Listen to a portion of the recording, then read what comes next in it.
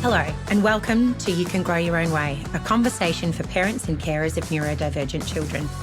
I feel so privileged you are taking time out of your busy life to learn all about the ways to interpret neurodivergence for you and your child. Remember, all advice on this podcast is general and may not specifically apply to your child, so we encourage you to also talk to your GP, paediatrician or specialist to see if what you've learned will help your family.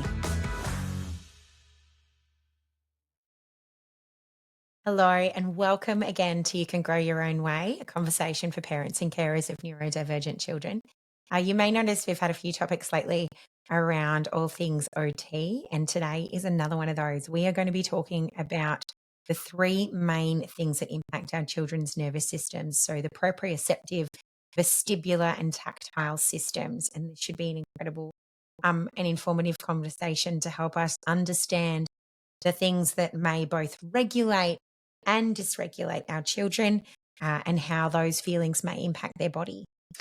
We will be talking today to Lisa Hughes. Lisa has so much experience and a huge amount of passion about this particular area. She's a highly respected occupational therapist with over 35 years of experience supporting children and families. She's the CEO and founder of Occupational Therapy Helping Children. It's a leading paediatric practice on Sydney's northern beaches, and it celebrated 30 years of service last year in 2024. Lisa began OTHC as a solo therapist in 1994, and under her leadership, it has grown into a vibrant, values-driven team known for its holistic, family-centred care. Lisa's career has taken her across Australia and the United States, working in community health, schools, and private practice. Along the way, she's completed extensive training in sensory integration, autism supports, feeding, and emotional regulation.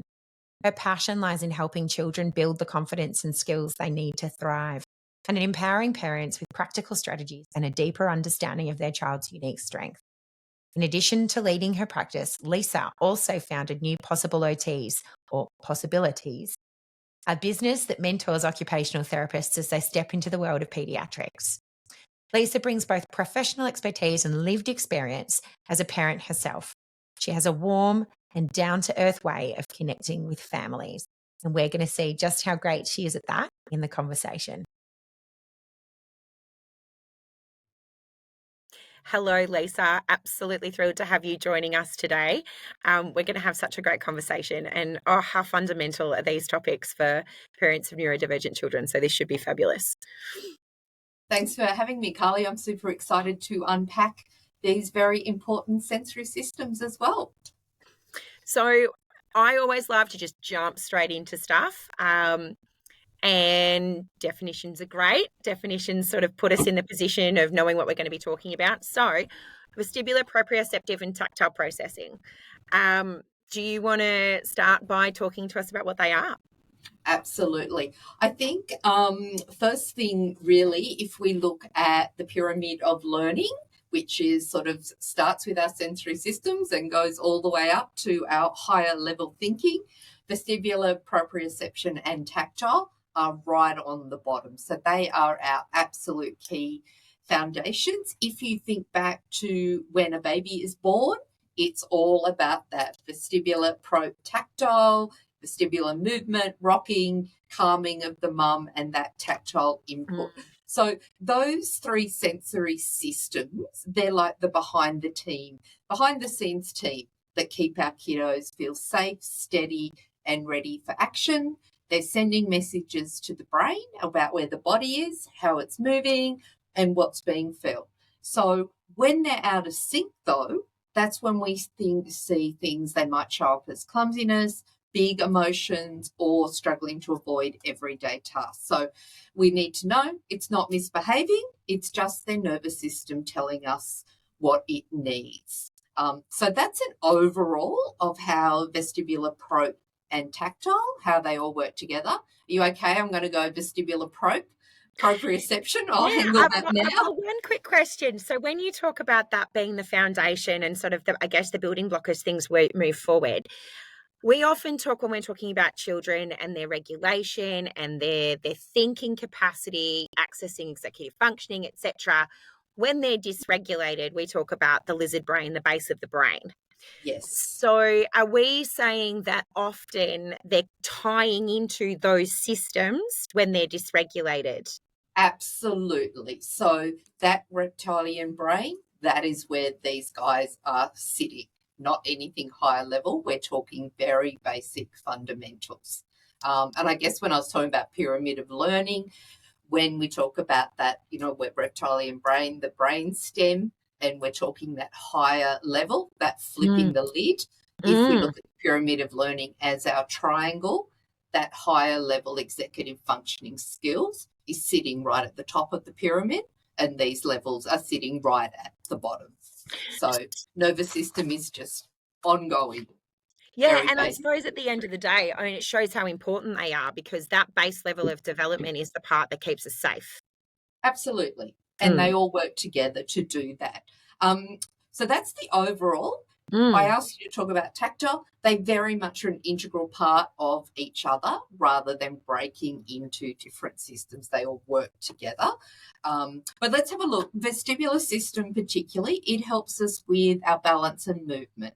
So it tells the brain if your child is moving, spinning, upside down. So it's like our internal GPS for balance and motion. That's what they're feeding, their vestibular system. Makes them feel organised, steadier. And as we would know, or your listeners will know, some kids absolutely love this input and crave it, and others are just totally overwhelmed by it and cannot handle it at all. And what we need to do is find a balance and support them. So if you had a child on a merry-go-round, it's the vestibular part is the one that goes wee, but they're having a great time, but sometimes they don't know how to stop, and then they'll get dizzy or they fall over. So they're not regulating that input. They just are craving it. Other kids are just so overwhelmed after one turn. So that's where we need to tune up their vestibular system and find that just right balance for them. Now, I'm a vestibular adult. You say I am an older therapist, so I didn't get OT, but yes, we all self-diagnose ourselves. So I can just, I'll start with vestibular. I can add in dyspraxia and a few other things too. But I guess for me, vestibular, I am terrified of gondolas, chairlifts. I like to travel, and some of those things I've had to negotiate, but I'll only go with my husband. I'm hanging on for dear life. The tube in London, those big escalators, I literally have to focus on looking ahead. I cannot look down. It is a terrifying experience. You're going, yes, that's you as well. Me. I get car sick. I get dizzy. Yeah, that's me completely. Yeah. The idea of a roller coaster or a Ferris wheel is a horror for me. Oh, the Ferris wheel, that's me. My 3-year-old, my daughter, when she was 3, would go the top of the Ferris wheel. It's always been a daddy-daughter task. It is not for me. So... And that's so funny because my is particularly Miss 4 and Mr. 6 for me. They love vestibular input. They love doing forward rolls. They love the spinning chair. They love hanging upside down on the monkey bars. Like that is their jam.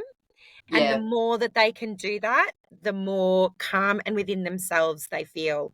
And I watch it and I feel nauseous. Yeah, absolutely.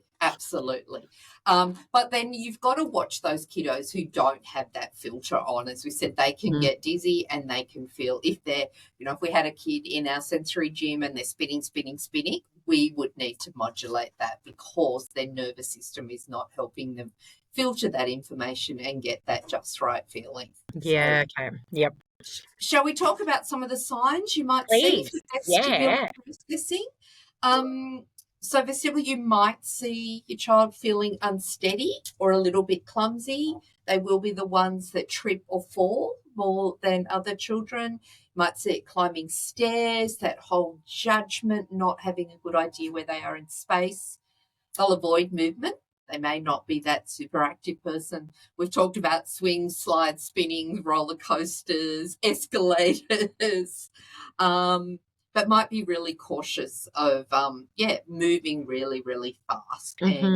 Or on the other hand, as you're talking about your children, they'll be those what we call cravers. They're wanting to jump, spin, roll, hang upside down, crash, bang, and is seeking a lot of that input to keep their nervous system regulated.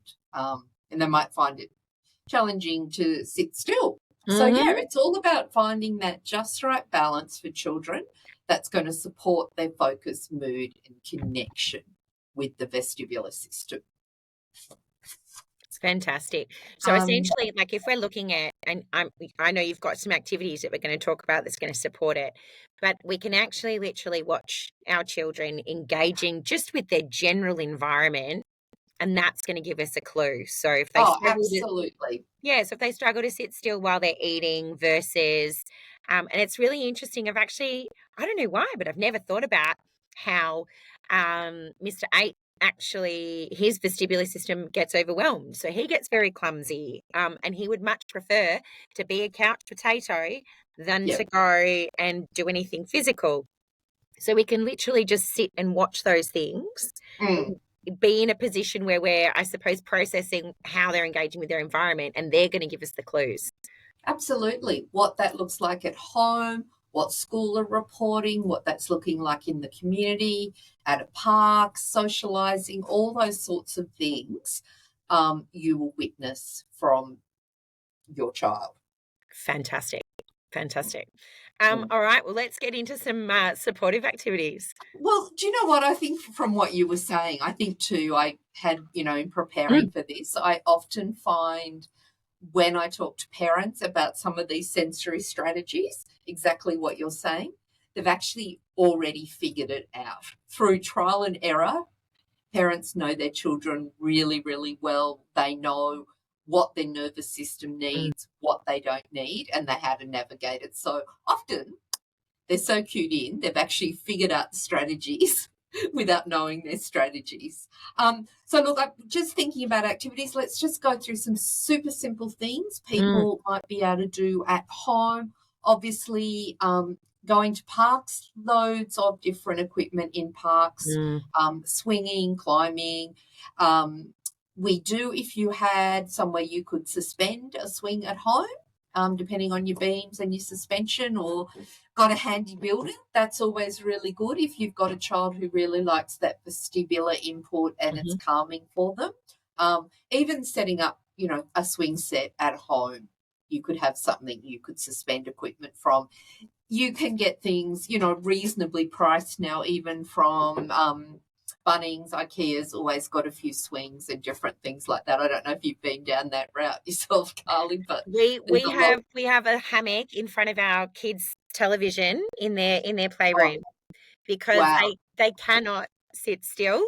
So we have an indoor climbing frame that is in their playroom, and we also have a swing. So it gives us a lot of sanity. That's right. So you figured it all out. Yeah.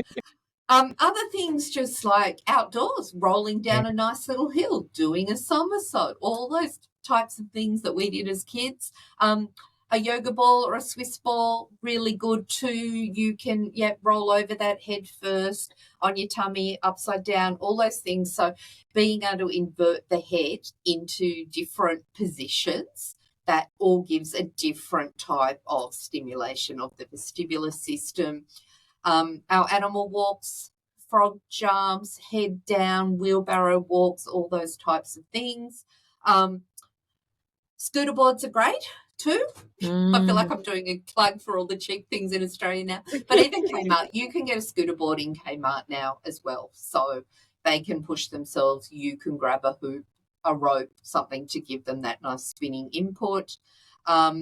I know one thing I've often done with parents too is just getting a blanket or a beach towel and putting your child in that and just rocking them really slowly. That can be really calming as well. Obstacle courses. So loads of different things. And I've also had kids just, if there's not much else at home, they'll say while they're watching TV or hanging out at home, they like to hang out upside down on the lounge. Yep, mine do that.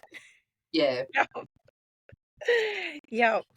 I think the really amazing thing, like as we talk about this, and when we're talking about parents and their chance to observe and support, you were talking about how parents naturally scaffold their children. Yeah. But also sometimes the kids are doing it for us anyway. Yeah. You know, they're listening to their own body signals and they're like, this is what feels comfortable for me. And the key really is rather than fighting it, find a safe way to support it. Absolutely. Absolutely. Yeah. And that's what we do as occupational therapists, you know, and with the parents and also the teachers, it's a whole team to work out what strategies are going to help your child, you know, function and support that. Mm. Yeah. I want to add one to this that we have in our house when and our kids ask for it. They must know when they need it. It's a dance party. Because Yes. it gives them Yes. permission to spin around. They'll ask you to pick them up under the arms and spin them round. They might do break dancing moves. And it's just kind of like a permissive way to be able to throw their body all over Yeah. the place to get that vestibular feed in. Yeah, that's great. I think I had that one under proprioception, but Ooh, yeah, it's good for that. no. And this is a really good one because if you think back to when I talked about that foundation of learning, while we're talking about these as separate systems, they all cross over. So Yeah. pretty well your vestibular activities are going to have a proprioception and a tactile input as well. So we have broken them down, but yes, it all works across the board. Fantastic. Beautiful. So I guess that probably leads us really beautifully into the proprioceptive system. Before we jump into it, is there any particular thing you think a parent needs to know over and above about the vestibular system that they can just stick in their head as a key bit of information? I think that, yeah, probably the thing we learn as occupational therapists, the vestibular system is the most powerful system. It is the most powerful system for us to function because of all the different levels, and it has a really strong link to the cerebellum as well. So probably think big, powerful system controlling lots of things. Beautiful. So, and if you're seeing a big meltdown, real dysregulation, where do I start? You can start with looking at some vestibular input to try and get Vestibular them and to re-engage. proprioception. Yeah, Vestibular. So beautiful. you think about, as I said at the beginning, go back to your baby and early development. Mm, What do parents do to calm their babies? rock. They rock, they Mm, give deep pressure and hugs, mm, and often, yes, they're feeding or something like that. So they're getting that tactile oral input as well. yeah. Yeah. So Okay. that sort of, you think back to that, that is, yeah, going to be your big regulation piece. Fantastic. Great.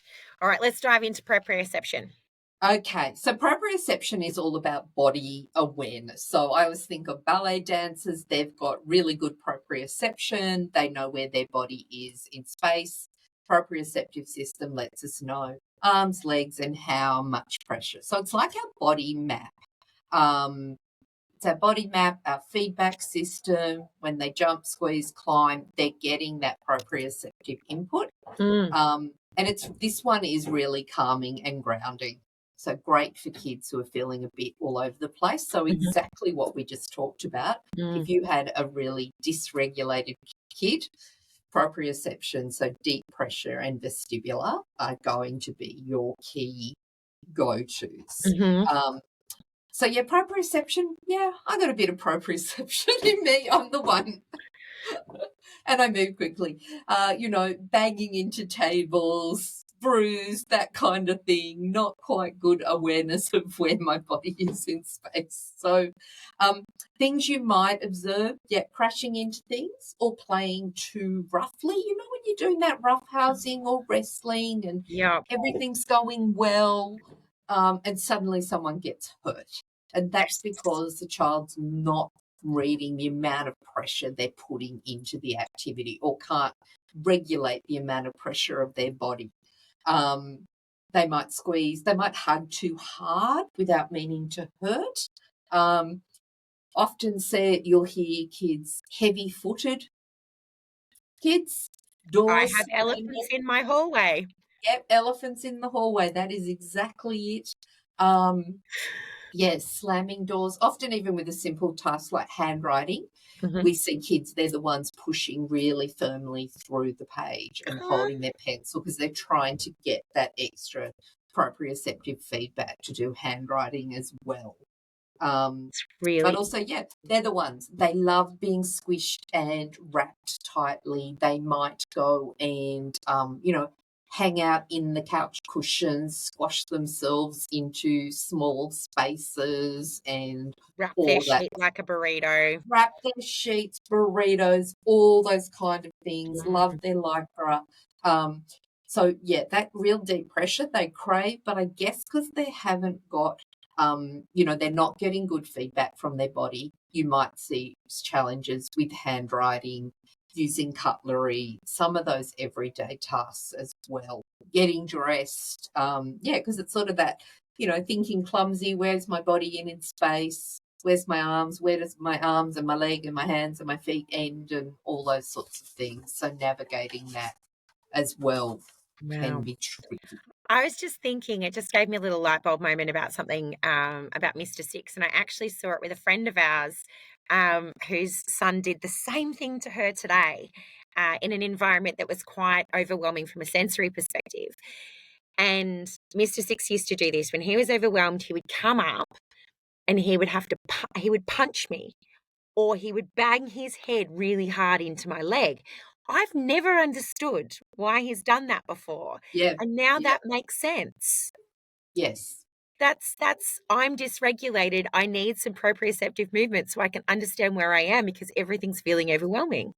Yeah, that's exactly it. And I guess that's where we come in as occupational therapists, or we're going about to chat some things you can do at home, is providing that input in a more meaningful way to help Mm, regulate their nervous system yeah. before they need to go and, well, sometimes it's head banging or, yeah, it's hitting you and those sorts of things. So that's really where we come in with our activities, and as occupational therapists, that's our training. If it got, really severe, of working out what strategies we can put in place to maintain a regular, a balance of sensory input throughout the day to help the child regulate and be able to function and complete their everyday activities. Yeah, wow. Beautiful. Super interesting, right? It's so I find it so interesting, and just to have those revelations, I think when you see what feels like a really unexplainable activity, Mm, and I used to always know it was never done with resentment or malicious intent. It was something that he obviously needed to get out. I just yeah. never got why. So being able to understand what seems like it would not be understandable and then to get that clarity, it's Yes. so fantastic. Yes, and I think too, I know we've talked about, like in the education system, putting in movement breaks, and we've got a long way to go with Mm, educating the education system about neuroaffirming practices. But, we are getting there often. I do find, again, when I go and do school visits, often I'll work with the teacher, and mm, yeah, they are trying to they are. put some strategies in places. But things like you were saying, like movement break, it doesn't Mm, need to be for the child who needs support. We need it built in for the whole classroom to do. mhm.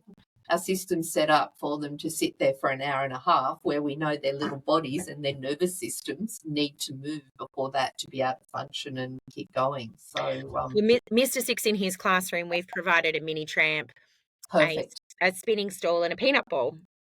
And I've actually said to the teacher, I'm like, anyone can use them.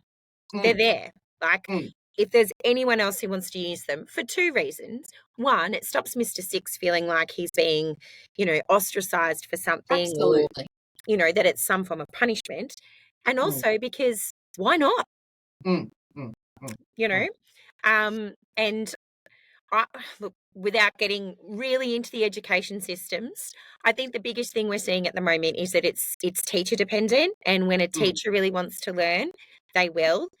The absolutely. system is a lot harder broadly to be supporting them. They haven't quite got there yet, but there are some incredible teachers out there doing some amazing learning and some incredible things in how they're going to be able to support their kids. And I think, yeah, hats off to the ones who really invest so that they can Yeah. make sure that those kids feel Yes. comfortable.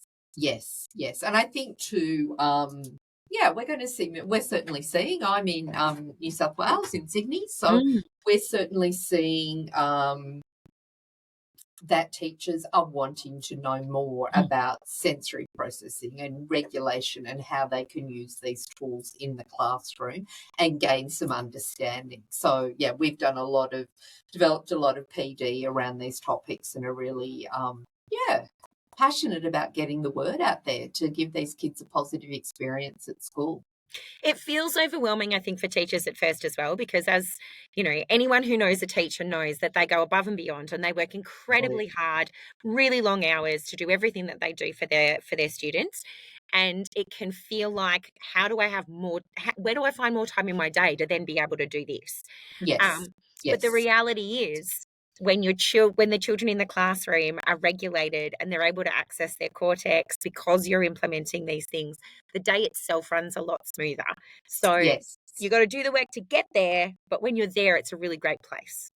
Yes, and I think actually it's a good point to raise talking to parents too.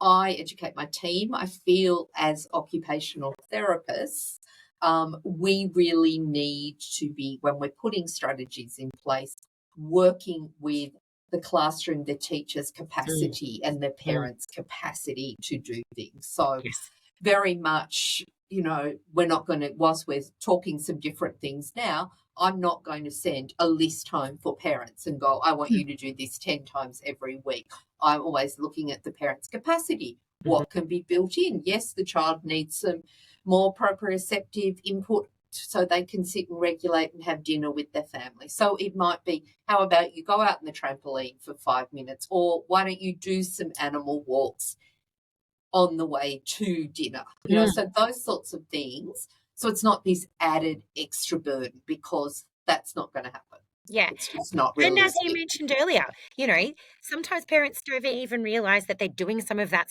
Yeah, scaffolding anyway. yeah, So it's mm, happening in their life without necessarily needing a list of instructions to do it.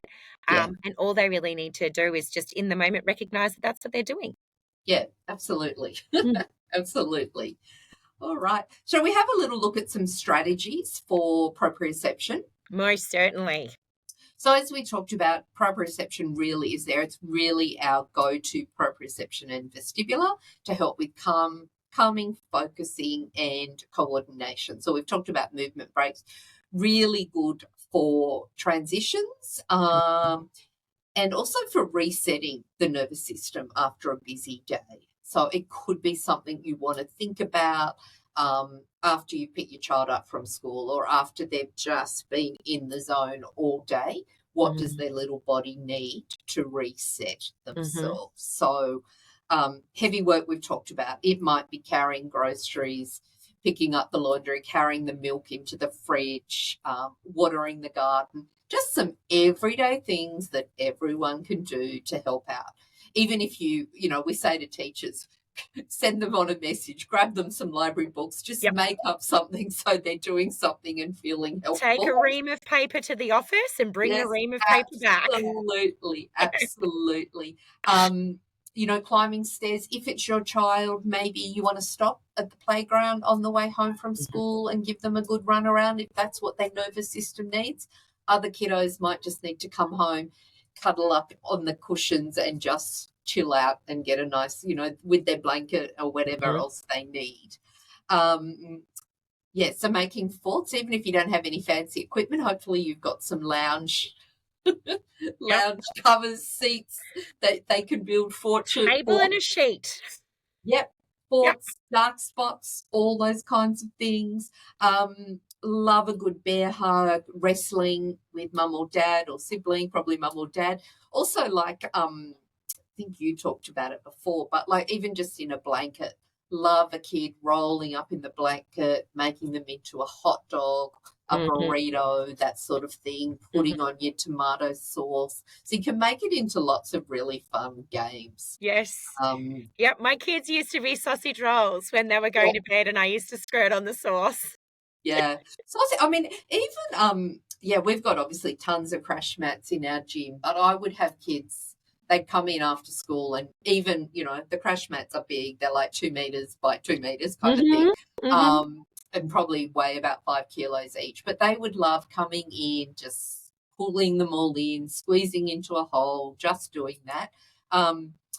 And crash mats are super easy to make. just a Spotlight Doona and Clark Rubber. You can buy big bags of foam offcuts, which are really big and chunky and, yeah, great for crashing, diving on and getting that proprioceptive input.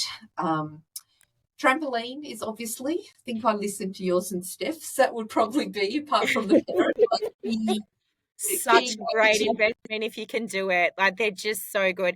It's not only the bouncing as well. The new ones, like all of your new ones, come with those amazing walls. And my kids love to just throw themselves against the wall as well. Yeah, And they've got that interesting. opportunity too. Mr. Six has now worked out that he can hook his legs over the top of that wall guard and hang himself upside down. So there's his vestibular input. Yep, exactly. They're just worth their weight in gold. So, yeah. Yeah, and again, also, I think with trampolines, you know, sometimes depending on your setup, if you've got it outside, it's challenging for parents to supervise. That sort of thing is a bit safer. But, you know, think about it. Does your child need that when they come home from school just to go chill out? Is it something you want to do for 5 minutes before you go to school? The trampoline is great. I also think just simple things, if possible, walking to and from school. All that sensory, nice proprioception, if you can. What's that giving in, you know, setting your nervous system up on the way to school or just resetting after school? So it needs to be super simple. We also recommend jet-proof clothing a little bit. I don't know if you know those. They're the compression. Yeah.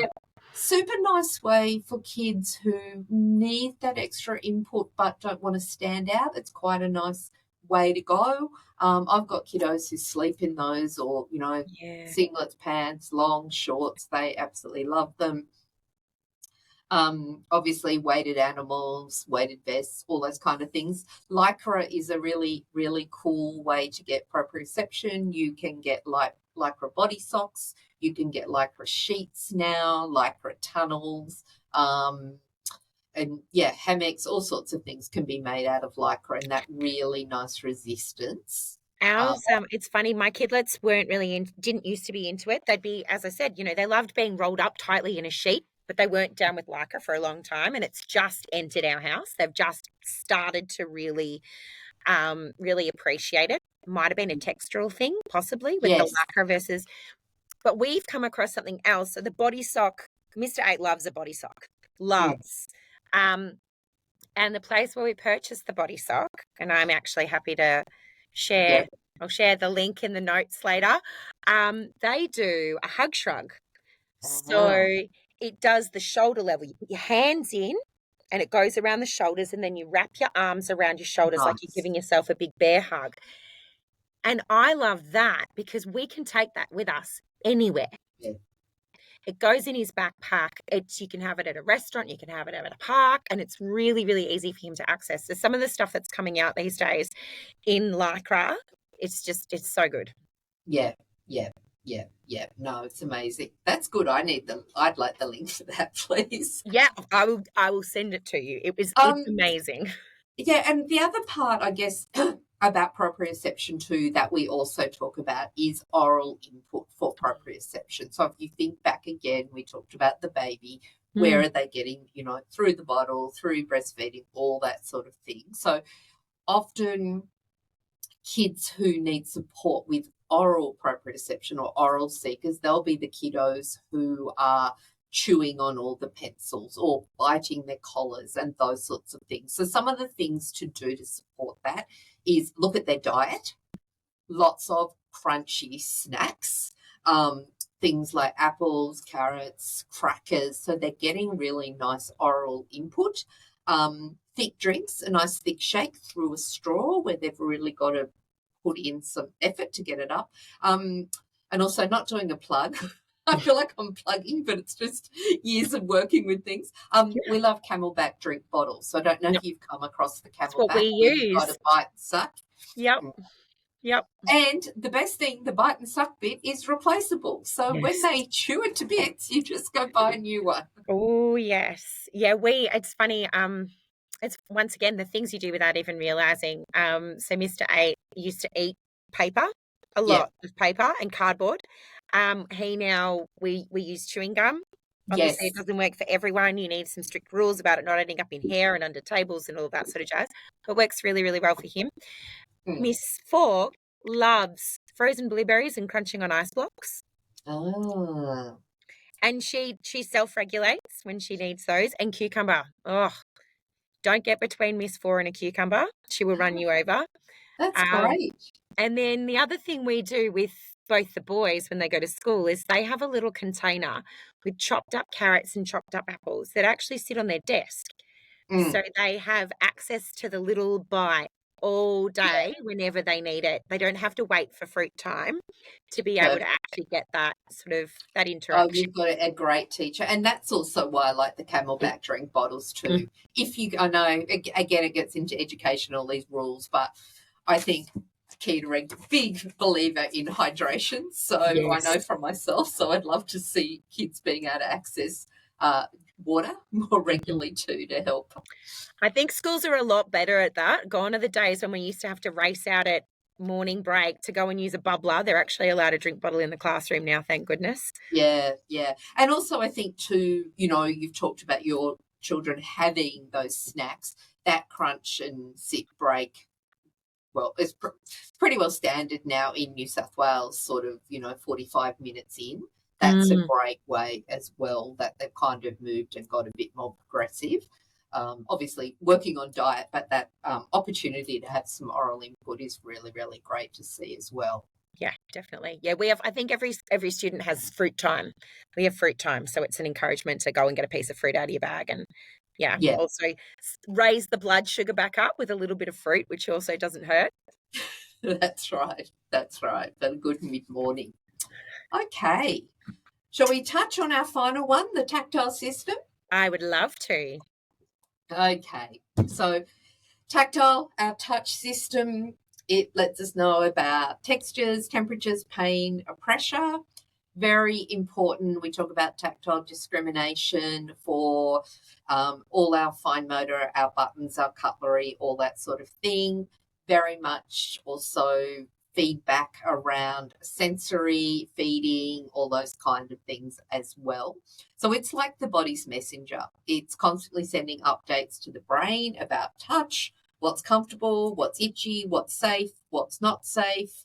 Again, we see kids who are super sensitive to touch and kids that crave different things. And both those, they're just signs that their tactile system is looking for support.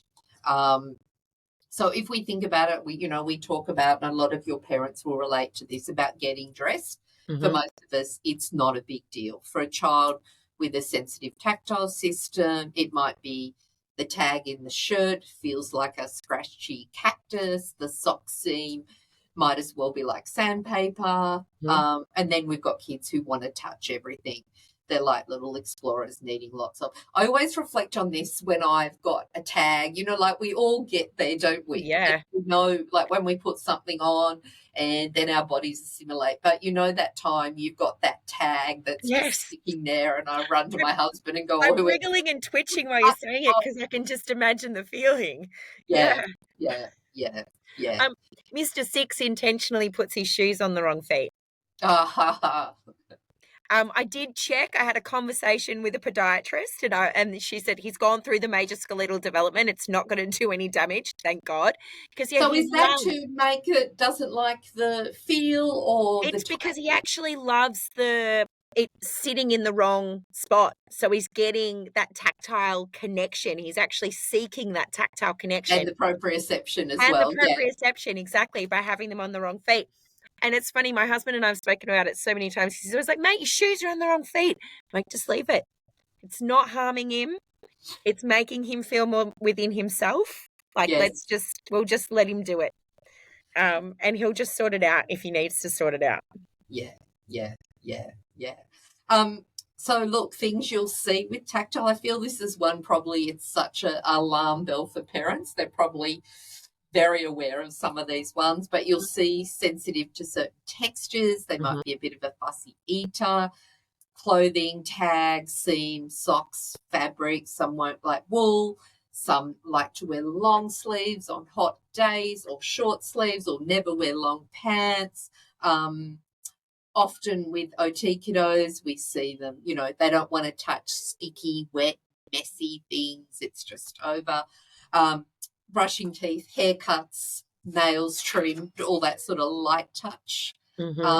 They'll overreact to unexpected touch. So if they get a light touch and they're not expecting it, they'll have a big startle response. They might avoid crowds or group activities because they don't want people in their space, or have that threat, I guess, of being bumped into, which is going to trigger that big emotional response with them. Parents will know this one. They might cry or get upset about something minor. So the little paper cut is going to cause the biggest problem. Teachers would see this, so you'd see it at home too. You'd know your kiddos who, are very sensitive to touch. You get my worst example as a parent, my parenting failure. My daughter is very tactile, and growing up very much touch sensitive, to the point when she was about 15, we used to do personal training together, and I threw the medicine ball at her and she hurt her finger, and I went, get on with it. Just ignore it. 2 days later, the school nurse rang and told me to take her for an x-ray. Sure enough, her finger was broken. So I think plenty of parents have that story where we're worried that our children are actually being massive hypochondriacs, and we find out later so that that's not what was happening.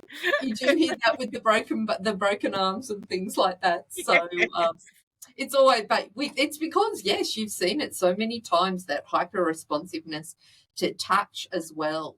There'll also be these kiddos, and this is a big one, socially or in the school, they're craving that touch. So they're craving touching their peers and all that sort of thing. I was reflecting on the podcast you did with Steph about navigating personal space. So I was like, so funny how all us OTs think alike.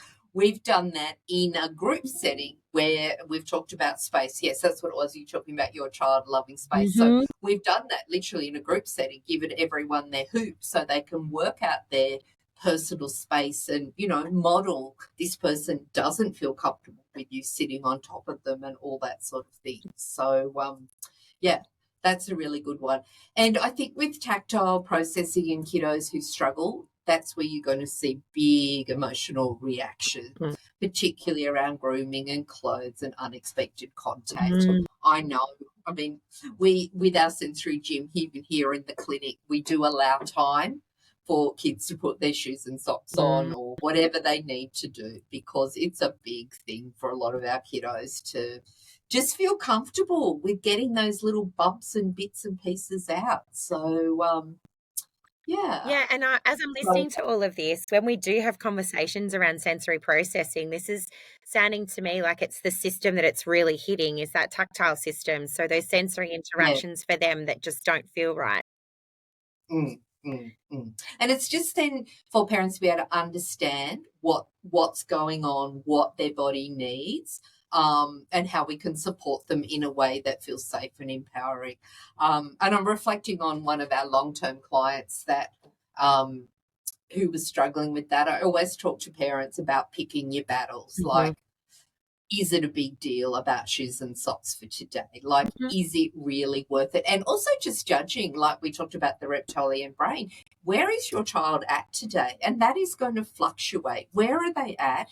Are they beyond their limit? Are they at just, they've flipped their lid and there's no going back? And how can you support them around that as well?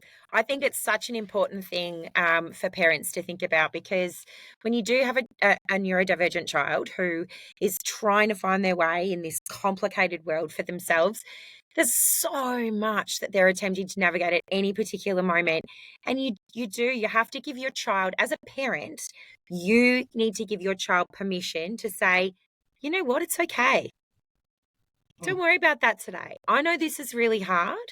And all your other mates are wearing shoes, but we're not going anywhere dangerous. So let's just go with bare feet today.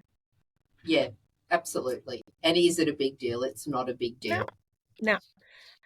We've basically, some people are cringe in horror, but we've basically given up on cutlery at dinner time at our house. Yeah. because it's the end of the day. It's Mm, hard for them anyway, and they've got nothing left to give. mm, If mm. it's soup, maybe it's a bit different. Um, but otherwise, there's Absolutely. wet cloths on the table when you've eaten with your hands. You can wipe your hands. Food is going in. Let's be honest. That's the big win. Food is going in the mouth. Mm. And you got to let that other stuff go. Yeah, absolutely. Absolutely. That's exactly right. As you say, it gets down to about the nutrition and getting the diet and all that sort of thing. There's tons of different food Mhm. options that we can eat with our fingers. And also, yeah, it's very much, I mean, it's no different, a higher level task like tying shoelaces. Like, gone are the days where, like, on these developmental checklists, who cares? We have Velcro shoes now, and it's not worth the battle. Like, really, sometimes it's giving parents permission to go, hey, just because everyone else can do it, it's not a deal. It's not a deal breaker kind of Mhm. thing. Just let it go and give them time, and don't feel pressured yourself that Yeah, you've got to tick this box, yeah. that your And child can do and this. you are not failing, your child is not failing if that's not the right thing in that moment for them. Yeah, yeah, absolutely, absolutely. And I think too, when we talk about these sensory systems, it's really important for parents to know the what works one day. You're going to see your child go through different, like, heightening points around sensory. You're nodding there, Carly, so maybe, but like transition time, starting a new school year, when we see anxiety coming up. Mm, Where are we? I think we're at week 7 or week 8. mhm. We're getting near the end of the term. The first term of school, which is Yes. a big term, it's been an 11-week term. Everyone gets to breaking point. So Mhm. this is where you're going to see heightened sensory things and capacities going down. And it's really important just to go, hey, just let it go, kind of thing. It's a really good time to talk about the newer term that has been used is spoons, right? How many spoons have you got? How many spoons have you Yeah. started the day with? How many spoons have you had to use and not get back? And what do Mm, they have in that moment? And if they mm, don't have it, they're not going to have it. Don't yeah. throw spoons at them. It's not going to help. Like Yeah. the school term one thing's such a great example because for the kids that we're talking about, they've had to learn new social rules because it's a new teacher who has new expectations. They've had to learn new routines. They may Mm. have gotten new specialist teachers.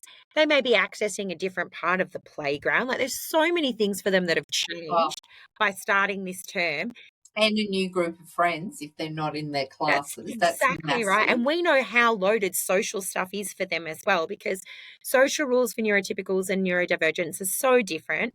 Mm, By this point in the year, it doesn't matter what grade they're in, the same thing happens for them, no matter how many mm. times they've gone through this. They're exhausted. They're absolutely Yeah. exhausted.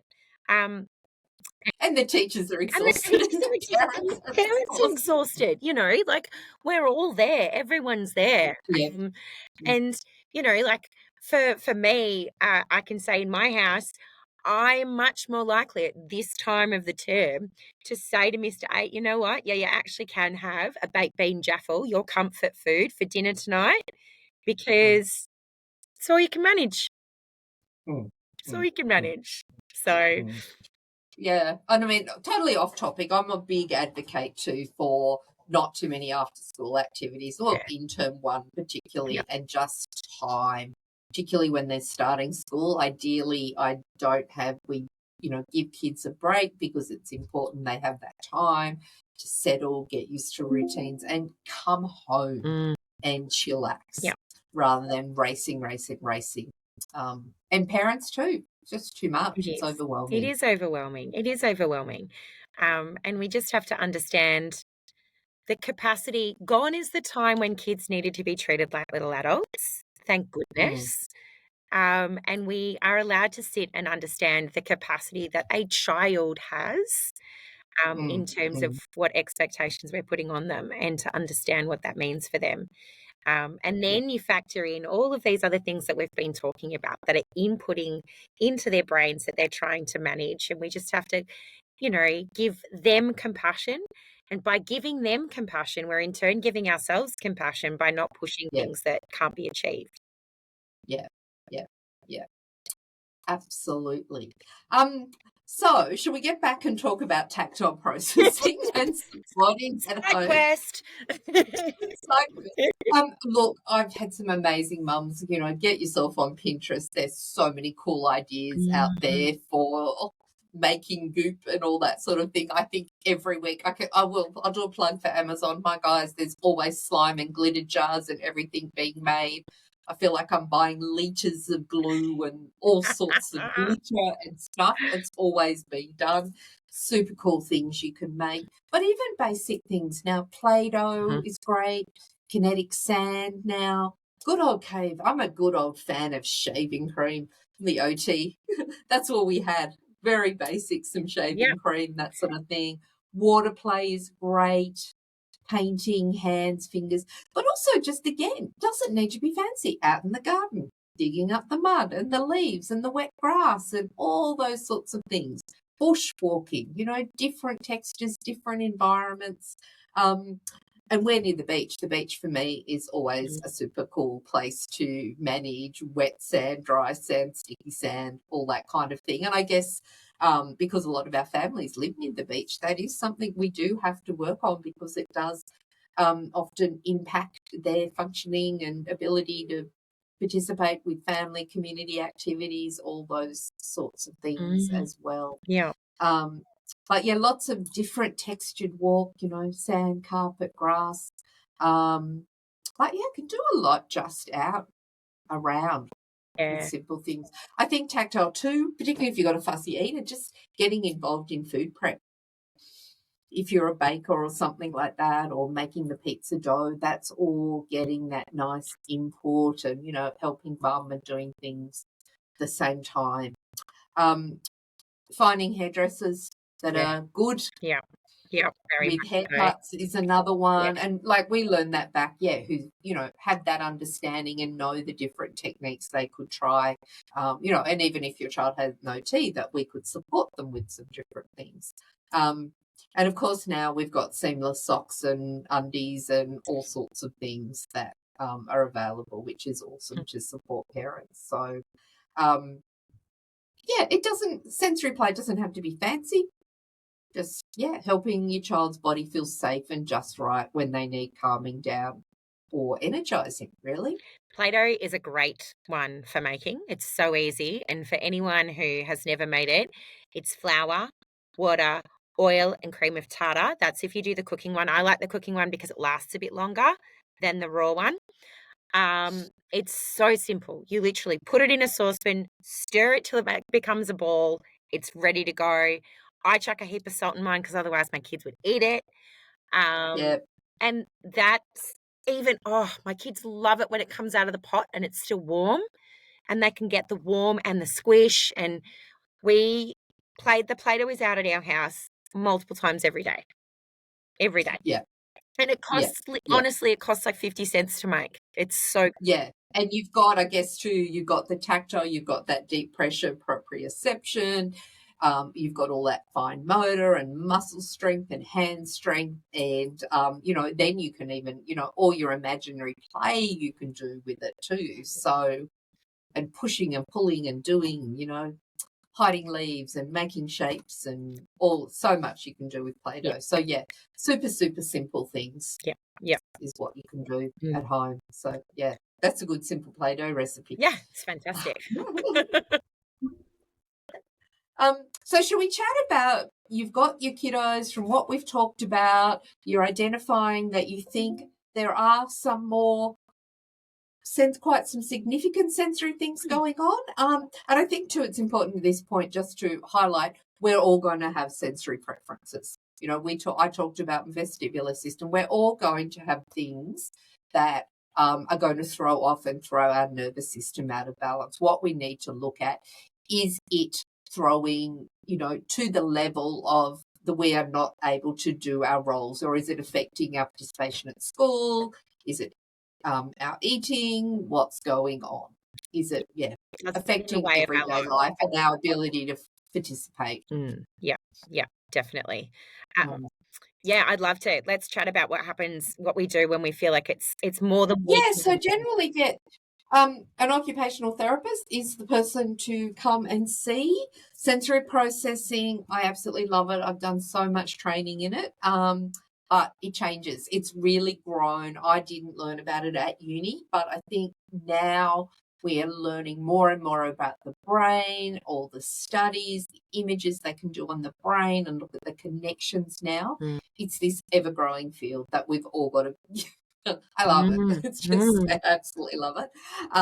So we're always learning more, which is really, really cool. So as an occupational therapist, we do have assessments that we would do. We have sensory questionnaires, which are online questionnaires that we send out to parents and preferably teachers as well, to see if we can get any patterns to see in sensory processing.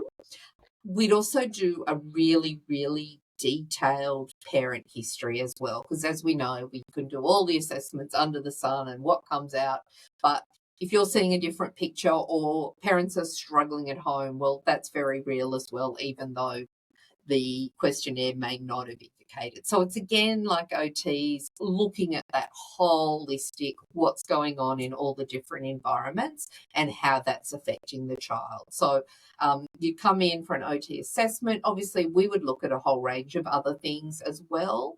But yeah, gather some more information from home, school, parents, child about what's happening, and then we'd work with you to put some strategies in place. Beautiful. If it was something we thought, we have a big sensory gym that we needed, generally, we would recommend that you come in and we do some work in our sessions in our sensory gym, which is set up with all these different pieces of equipment to crash, bang, swing, do. So that input, but obviously that's not realistic and you're not going to be able to do that forever. So it's very much about this is what your child's nervous system is craving now, but how can we provide this support at home and at school? And often, I'll have therapists say, I don't know enough. And it's like, even though we have a lot of knowledge, we're often working with the parents and hypothesizing. This is what's working.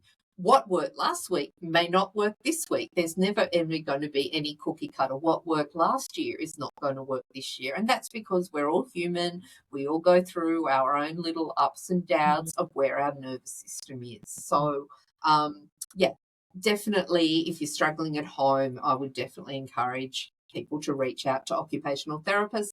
They do need to make sure that they're seeing an OT with expertise in sensory processing as well, who has a good understanding of it.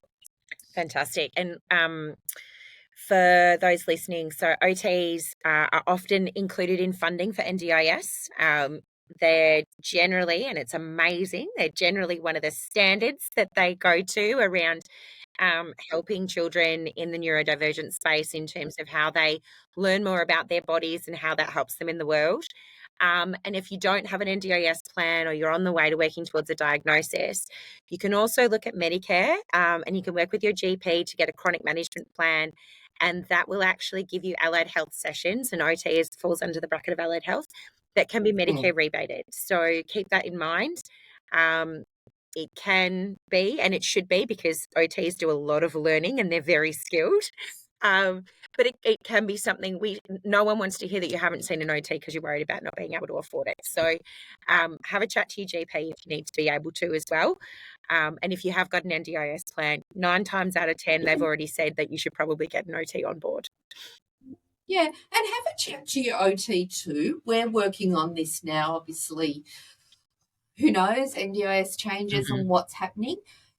Think about your funding. We are looking at, if you think you can only afford a couple of sessions, maybe we'll do a detailed questionnaire, and then we might say, why don't you try this at home or come back for a holiday review. Don't feel that with occupational therapy, or this is the questions as parents you could advocate, that you need to sign up for OT twice a week for the next 2 years. It doesn't. It's very much us working with the family and what their needs are. We are very goal focused. Obviously, we want really clear goals from you and that we establish together. That's going to support your child. And those goals are very much, what's going to work at home, school, what you need. So, but yeah, reach out, have a discussion with an occupational therapist and see how they can support your child and what that looks like. But yeah, don't be held back by funding. Definitely have an open conversation and see what they can offer. And as you've heard us talk about during this, there's a whole range of things that have been created specifically in the sensory space that might seem really expensive as an intervention, but there's also often much more affordable ways of bringing those same tools, those same interventions in homes that are Oh, much more absolutely. affordable. So, look, I will say I'm not a great sewer, so I bought a body sock. But if you can't afford a body sock and you've got a friend who can use a sewing machine, all you've got to do is go to Spotlight and buy some Lycra. There are ways of doing things that can still support your child. Go out into the bush, collect a bunch of Banksia seed pods and let them roll those in some Play-Doh. And that is going to cost you 50 cents and it's going to give them, so much input that they can work out with their brains. So there are heaps and heaps of ways. And as you mentioned, Pinterest. Check out Pinterest, check out Facebook groups. There will be people with plenty of ideas of things that you can access that are much more affordable and allow you to access things without having to spend thousands of dollars to get them into your home. Yeah, and I think too we're going to see this with NDIS as well, which I think OTs are very across, exactly like this podcast. It's going to be all about building parent capacity. So we can support as occupational therapists. We're well set up and we're very passionate about it, our practice, but are there online courses? I know we're going to build one this year about sensory processing. So, listening to podcasts, educating yourself, accessing things that are going to work for you at home and fit in with your lifestyle. There's more and more available around that. There's some great sensory processing books around children as well, and just check out your library. Borrow them from the library. Get them as an audiobook. So, and look, the reason, as we've talked about this before, the reason that this podcast is here to allow parents to feel like they can empower themselves to make choices and assist their children. So there is no such thing as too much learning. And it's going to keep changing. Yes, it's definitely going to keep changing. And your child will keep changing. Your child will keep changing. Yes. I mean, we went through a period of time with Miss 4 where every single night we would call them rock and rolls before bed. So she would curl up like a little rock and she would rock backwards and forwards and we would count how many of them she would do, and then we'd do row your boat, and she needed them before bed. She's thrown out of that now.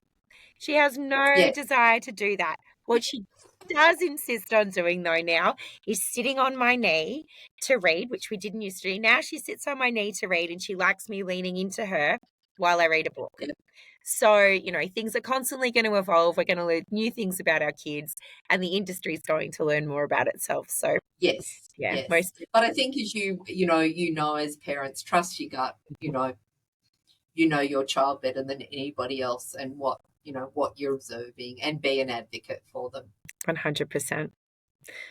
What an incredibly informative conversation this has been, Lisa. Yeah, it was great. Thanks, Carly, for having me. Oh, it's been so great. And I love that we've got some things here as well that people can take home and do. They can say, I've seen this in my kid. Great. That is definitely something I can action. I love that I can bring this into my home now. And, to be able to walk away with some tips on what people can physically do to help their kids. That's fantastic. I'm really, really grateful for that for you. My pleasure. Thanks so much for having you on. And we'll be back next fortnight with a new topic, and we'll talk to you then.